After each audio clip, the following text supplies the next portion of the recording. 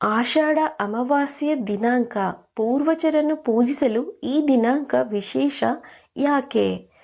ಆಷಾಢ ಮಾಸದ ಅಮಾವಾಸ್ಯೆಯ ಮಹತ್ವವನ್ನು ಧಾರ್ಮಿಕವಾಗಿ ಬಹಳ ವಿಶೇಷವೆಂದು ಪರಿಗಣಿಸಲಾಗಿದೆ. ಈ ಬಾರಿಯ ಆಷಾಢ ಅಮಾವಾಸ್ಯೆ ಜುಲೈ 5ರಂದು ಇದೆ. ನಂಬಿಕೆಗಳ ಪ್ರಕಾರ ಈ ದಿನ ಸ್ನಾನ, ದಾನ ಮತ್ತು ಪೂಜೆಗೆ ವಿಶೇಷ ಮಹತ್ವವಿದೆ. ಪ್ರತಿ ತಿಂಗಳ ಅಮಾವಾಸ್ಯೆಯಂದು ಪೂರ್ವಜರು ತಮ್ಮ ಸಂಬಂಧಿಕರನ್ನು ನೋಡಲು ಭೂಮಿಗೆ ಬರುತ್ತಾರೆ ಎಂದು ಹೇಳಲಾಗುತ್ತದೆ. ಈ ದಿನದಂದು ಅವರ ಹೆಸರಿನಲ್ಲಿ ದಾನ ಕಾರ್ಯಗಳನ್ನು ಮಾಡಿದರೆ ನೀವು ತುಂಬ ಶುಭ ಫಲಿತಾಂಶಗಳನ್ನು ಪಡೆಯುತ್ತೀರಿ. ಪಿತ್ರ ಅಮಾವಾಸ್ಯೆಯಂತೆ ಆಷಾಢ ಅಮಾವಾಸ್ಯೆಯ ಮಹತ್ವವನ್ನು ಶಾಸ್ತ್ರಗಳಲ್ಲಿ ಬಹಳ ವಿಶೇಷವೆಂದು ಪರಿಗಣಿಸಲಾಗಿದೆ. ಹಾಗಾದರೆ ಇದರ ಬಗ್ಗೆ ವಿವರವಾಗಿ ತಿಳಿಯೋಣ. ಆಷಾಢ ಅಮಾವಾಸ್ಯೆ ಯಾವಾಗ?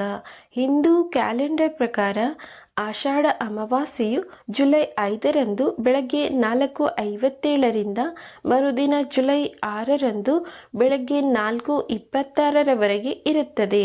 ಆದ್ದರಿಂದ ಉದಯ ತಿಥಿಯ ಆಧಾರದ ಮೇಲೆ ಜುಲೈ 5ರ ಶುಕ್ರವಾರದಂದು ಆಷಾಢ ಅಮಾವಾಸ್ಯೆ ಉಪವಾಸವನ್ನು ಆಚರಿಸಲಾಗುತ್ತದೆ.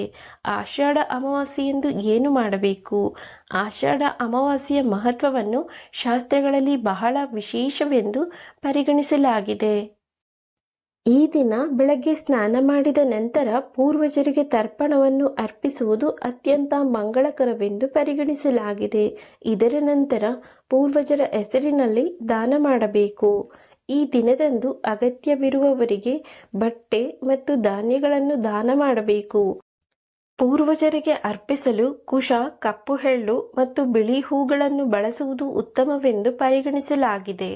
ಆಷಾಢ ಅಮಾವಾಸ್ಯೆಯ ದಿನ ಸಾಯಂಕಾಲ ಆಲದ ಮರದ ಬಳಿ ಸಾಸಿವೆ ಎಣ್ಣೆಯ ದೀಪವನ್ನು ಹಚ್ಚಬೇಕು. ಆಲದ ಮರದ ಮೇಲೆ ಪೂರ್ವಜರು ವಾಸಿಸುತ್ತಾರೆ ಎಂದು ಹೇಳಲಾಗುತ್ತದೆ. ಇದಲ್ಲದೆ ಅಮಾವಾಸ್ಯೆಯ ತಿಥಿಯಂದು ನೀವು ಸಾಯಂಕಾಲ ದಕ್ಷಿಣ ದಿಕ್ಕಿನಲ್ಲಿ ಸಾಸಿವೆ ಎಣ್ಣೆಯ ದೀಪವನ್ನು ಬೆಳಗಿಸಬೇಕು. ಅಮಾವಾಸ್ಯೆಯ ದಿನದಂದು ಅಗತ್ಯ ಪದಾರ್ಥಗಳನ್ನು ದಾನ ಮಾಡುವುದು ತುಂಬ ಮಂಗಳಕರವೆಂದು ಪರಿಗಣಿಸಲಾಗಿದೆ. ಇದರೊಂದಿಗೆ ಈ ದಿನ ಉಪ್ಪು ಮತ್ತು ಸಕ್ಕರೆಯನ್ನು ದಾನ ಮಾಡಿ. ಆಷಾಢ ಅಮಾವಾಸ್ಯೆಯಂದು ಏನು ಮಾಡಬಾರದು? ಅಮಾವಾಸ್ಯೆ ತಿಥಿಯನ್ನು ಶಾಸ್ತ್ರಗಳಲ್ಲಿ ನಿಯಮಗಳು ಮತ್ತು ಸಂಯಮವನ್ನು ಆಚರಿಸುವ ದಿನವೆಂದು ಪರಿಗಣಿಸಲಾಗಿದೆ. ಈ ದಿನದಂದು ಯಾವುದೇ ಹಿರಿಯರನ್ನು ತಪ್ಪಾಗಿಯೂ ಅವಮಾನಿಸಬೇಡಿ ಮತ್ತು ಯಾರೊಂದಿಗೂ ವಿವಾದಕ್ಕೆ ಒಳಗಾಗಬೇಡಿ. ಅಮಾವಾಸ್ಯೆಯ ತಿಥಿಯಂದು ಮಾಂಸ ಅಥವಾ ಮದ್ಯ ಸೇವಿಸಬಾರದು. ನಿಮ್ಮ ಮನೆ ಬಾಗಿಲಿಗೆ ಬರುವ ಯಾವುದೇ ಭಿಕ್ಷುಕನನ್ನು ಬರಿಗೈಯಲ್ಲಿ ಕಳಿಸಬೇಡಿ. ಸ್ನೇಹಿತರೆ, ಈ ಮಾಹಿತಿ ನಿಮಗೆ ಇಷ್ಟ ಆಗಿದ್ದರೆ ವಿಡಿಯೋಗೊಂದು ಲೈಕ್ ಮಾಡಿ, ಹಾಗೆ ನಮ್ಮ ಚಾನಲ್ ಸಬ್ಸ್ಕ್ರೈಬ್ ಮಾಡಿ, ಶೇರ್ ಮಾಡಿ, ಸಪೋರ್ಟ್ ಮಾಡಿ. ಮತ್ತೊಂದು ವಿಷಯದೊಂದಿಗೆ ಪುನಃ ಭೇಟಿಯಾಗೋಣ. ವಿಡಿಯೋವನ್ನು ನೋಡಿದ್ದಕ್ಕಾಗಿ ಧನ್ಯವಾದಗಳು.